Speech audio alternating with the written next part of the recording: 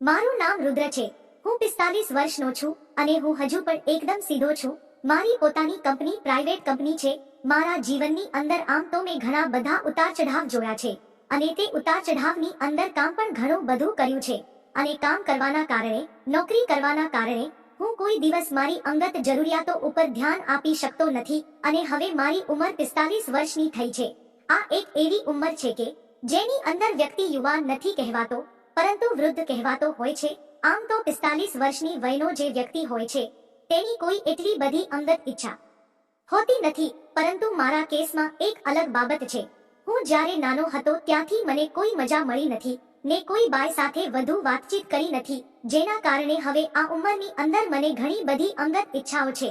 હું પૈસા આપીને પણ કોઈ મજા લેવા ગયો હતો પરંતુ તેની અંદર મને એટલી બધી મજામાં નહોતી, જેના કારણે હવે મારે કોઈ એવી દોસ્ત જોઈએ છે કે જેની સાથે મજા કરી શકાય. પરંતુ મને ખ્યાલ છે તે મને તો હવે કોઈ મળવાનું નથી, પણ એ તો કોઈ વૃદ્ધ મળી શકે તેમ છે, જેના કારણે હવે હું કોઈ વધારે વાતચીત કરતો નથી પરંતુ સોશિયલ મીડિયાની અંદર મારા ફોટા મૂકતો રહેતો હતો, કારણ કે હું ખૂબ જ સારો વ્યક્તિ છું અને મારી પોતાની પ્રાઇવેટ કંપની છે, જેના કારણે હું મારા શરીર પર પણ ઘણું બધું ધ્યાન આપું છું. જેના કારણે સોશિયલ મીડિયા પર હું મારા ફોટા મૂકો તો એટલે ઘણા બધા લોકો કોમેન્ટ કરતા હોય છે.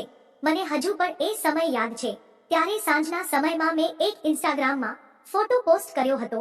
ત્યારે તે સમયની અંદર એક છોકરી આવેલી હતી અને તેણે 2 થી 3 કમેન્ટ કરી હતી અને તેણે દિલવાળા ઇમોજી પણ મૂકેલા હતા. તે જોઈને હું તરત જ તેની પ્રોફાઇલ ચેક કરવા માટે જતો રહ્યો હતો. તેની ઉંમર અંદાજિત 27 વર્ષની હતી.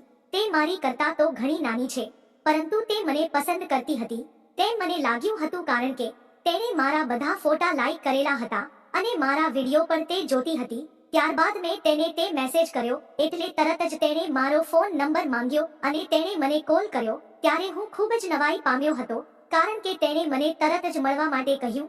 જ્યારે હું તેને મળવા માટે ગયો ત્યારે તે મને ભેટી પડી એટલે મેં તેને કહ્યું કે તું મને ઓળખે છે? ત્યારે તેણે મને કહ્યું કે હા, હું તો તમને ઘણા સમયથી ઓળખું છું અને તમે મને ખૂબ જ ગમે છે અને જો તમે મારી સાથે આવતા હોય તો તેનાથી મોટી વાતો બીજી કહી ના હોઈ શકાય. ત્યારબાદ મેં તેને હા પાડી દીધી અને તરત જ અમે પોર્ટલ બુક કરાવ્યો. મિત્રો, કહાનીનો આગળનો ભાગ સાંભળવા માંગતા હોય તો વિડીયોને લાઈક અને ચેનલને સબસ્ક્રાઇબ જરૂર કરશો.